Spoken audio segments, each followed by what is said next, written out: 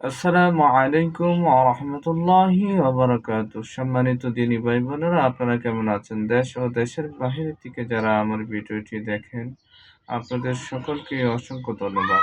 আজকে আমি আপনাদের সামনে এমন একটি বিষয় নিয়ে উপস্থিত হয়েছে, যে বিষয়টির মাধ্যমে আপনারা বিভিন্ন ডাক্তারি চিকিৎসা, বিভিন্ন তদবির রুকিয়া করেছেন, কিন্তু কোনো ফায়দা হচ্ছে না। তাদের জন্য আমি আপনাদেরকে বলবো, আপনারা এই আমলটি করুন। ইনশাআল্লাহ করার পর ইনশাআল্লাহ আপনারা ফায়দা পাবেন ইনশাআল্লাহ। তো আমলটি কিভাবে করতে হবে? প্রথমে আপনি 7 পিস বড়ি পাতা নেবেন। 7টা বড়ি পাতা নেওয়ার পর প্রত্যেকটা বড়ি পাতার মধ্যে বিসমিল্লাহির রহমানির রহিম 19 বার পাঠ করবেন।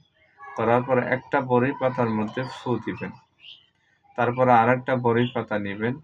নেওয়ার পর আবার বিসমিল্লাহির রহমানির রহিম 19 বার পড়বেন। দ্বিতীয় বড়ি পাতার মধ্যে ফু দিবেন। এভাবে 7টি বড়ি পাতার মধ্যে এভাবে 19 বার বিসমিল্লাহির রহমানির রহিম পড়ে ফু দিবেন। তাহলে আপনার বড়ি পাতা পড়া হয়ে যাবে। এখন এই বড়ি পাতা দিয়ে আপনি কি করবেন? আপনি একটা পাতিল নেবেন। পাতিল নেওয়ার পর ওই পাতিলের মধ্যে পানি দিবেন। পানি দেওয়ার পর আপনি 7টি বড়ি পাতা দিবেন। 7টি বড়ি পাতা দেওয়ার পর জাল দিবেন। জাল দেওয়ার পর এই বড়ি পাতাগুলো 7টি বড়ি পাতা নিবেন, নিয়ে এটা বাটবেন।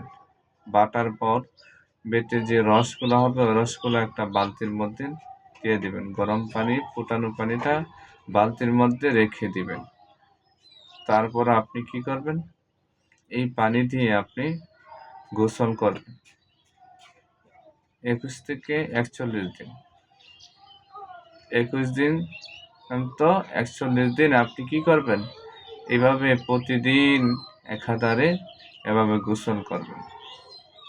আরেকটি কাজ হচ্ছে, সরিষার তেল নেবেন, নয়তো অলিভ অয়েল তেল নেবেন, ভালো মানের তেল নেবেন। নেওয়ার পর ওই তেলের মধ্যে 7 বার সূরা ফালাক পড়বেন, 7টি ফু দিবেন। সূরা নাস পড়বেন 7 বার, 7টি ফু দিবেন। ওই তেল রাত্রে ঘুমানোর আগে নাভি থেকে নিয়ে উপর পর্যন্ত আপনি ব্যবহার করবেন। তাহলে এই আমল আপনি 21 দিন থেকে 41 দিন ইনশাআল্লাহ আমলটি চালিয়ে যাবেন। ইনশাআল্লাহ আপনি উপকার পাবেন, ফায়দা পাবেন। আসসালামু আলাইকুম।